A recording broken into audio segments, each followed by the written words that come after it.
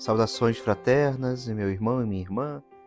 Hoje nos reunimos com o coração cheio de alegria para celebrar uma das maiores solenidades do nosso calendário dos santos ao longo do ano, a solenidade de São Pedro e São Paulo. Neste programa especial, nesta nossa oportunidade semanal do nosso Thesauros Abscônditos, queremos mergulhar na liturgia e no Evangelho deste domingo, deixando-nos inspirar pelo testemunho desses dois pilares da Igreja, que com coragem, com fidelidade, anunciaram Cristo até o fim. O Evangelho que a liturgia propõe para a missa do dia desta solenidade é o Evangelho segundo São Mateus, capítulo 16, versículos de 13 a 19. Naquele tempo, Jesus foi à região de Cesareia de Filipe e ali perguntou aos seus discípulos: quem dizem os homens ser o Filho do Homem? Eles responderam: alguns dizem que é João Batista, outros que é Elias, outros ainda que é Jeremias ou algum dos profetas. Então Jesus lhes perguntou: e vós, quem dizeis que eu sou? Simão Pedro respondeu: tu és o Messias, o Filho do Deus vivo. Respondendo, Jesus lhe disse: feliz és tu, Simão, filho de Jonas, porque não foi um ser humano que te revelou isso, mas o meu Pai que está no céu. Por isso eu te digo que tu és Pedro, e sobre esta pedra construirei a minha igreja, e o poder do inferno nunca poderá vencê-la. Eu te darei as chaves do reino dos céus. Tudo que tu ligares na terra será ligado nos céus. Tudo que tu desligares na terra será desligado nos céus.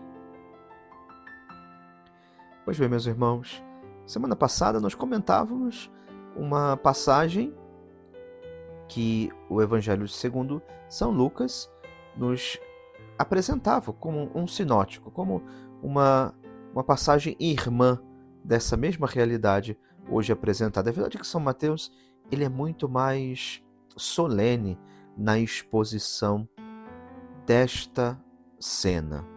Ele diz onde aconteceu, em Cesareia de Filipe. Ele é mais abrangente na resposta que Pedro dá: tu és o Messias, o Filho do Deus vivo. Ele apresenta também a resposta de Jesus nessa felicitação, mas também agora sim, e o que traz a importância desse evangelho para este domingo, traz na resposta de Jesus a missão de Pedro. Tu és Pedro, sobre esta pedra construirei a minha igreja, e o poder do inferno nunca poderá vencê-la. Eu te darei as chaves do reino dos céus. Tudo que tu ligares na terra será ligado nos céus. Tudo que tu desligares na terra será desligado nos céus. Bem, esta passagem, como dizíamos, apareceu semana passada. Agora, de forma mais abrangente, de forma mais solene, de forma mais profunda, nos traz, pelo menos na missão de Pedro, a realidade deste domingo. São Paulo, o grande apóstolo, que vai pregar aos gentios, o grande apóstolo que sai em missão, nas suas viagens missionárias, nas suas cartas, nos seus escritos, o apóstolo que de perseguidor se torna evangelizador, a ponto, inclusive, de entregar a sua vida para testemunhar aquilo que antes ele tentava abafar, condenava, aquilo que antes ele tentava impedir que fosse anunciado. Paulo, Pedro. Em Roma, nós temos os túmulos destes dois apóstolos.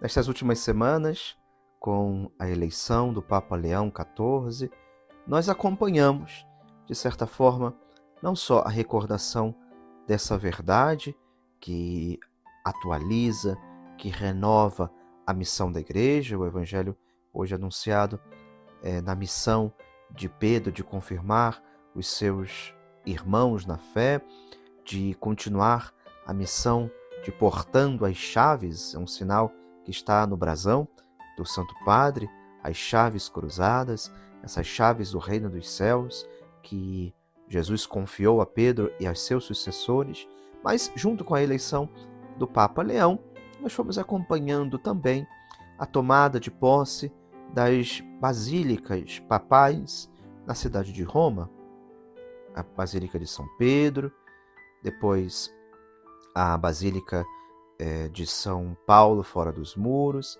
a sua catedral, a Catedral São João de Latrão, e por fim ele foi à Basílica de Santa Maria Maior. As quatro grandes basílicas papais que foram assumidas, que ele tomou posse como bispo de Roma.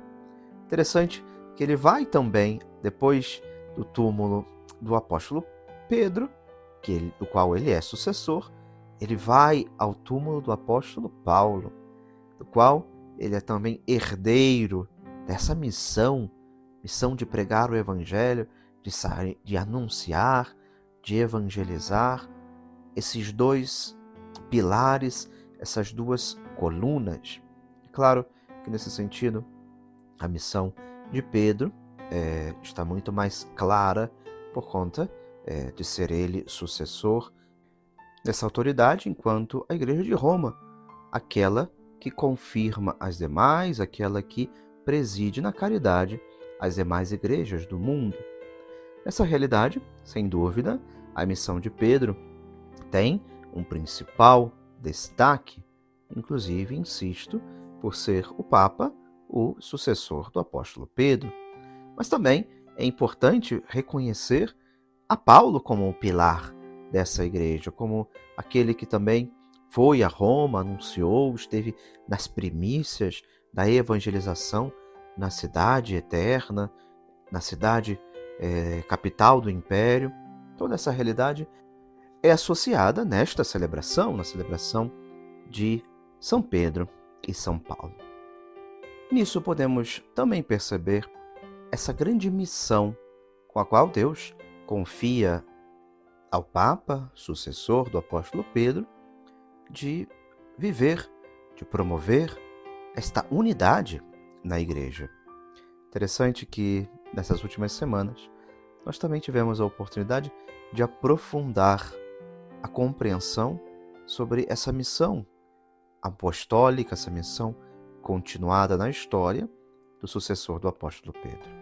Do que esperamos, do que aguardamos na nossa devoção ao Romano Pontífice também, na sua missão. E na missa inaugural, o Papa salientava particularmente esse aspecto da unidade que no seu pontificado ele gostaria de deixar muito bem destacado na sua vivência, na sua realização ou no objetivo da sua missão enquanto sucessor do apóstolo Pedro.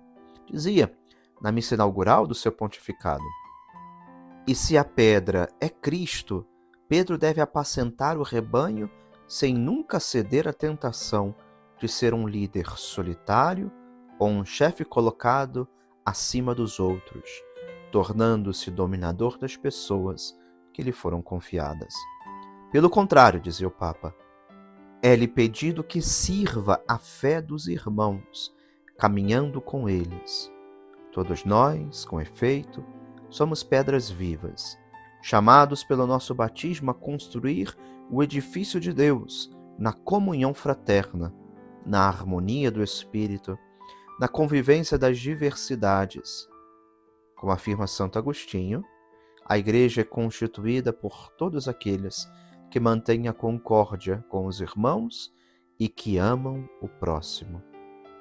Isso, irmãos e irmãs, dizia o Papa, gostaria que fosse este o nosso primeiro grande desejo.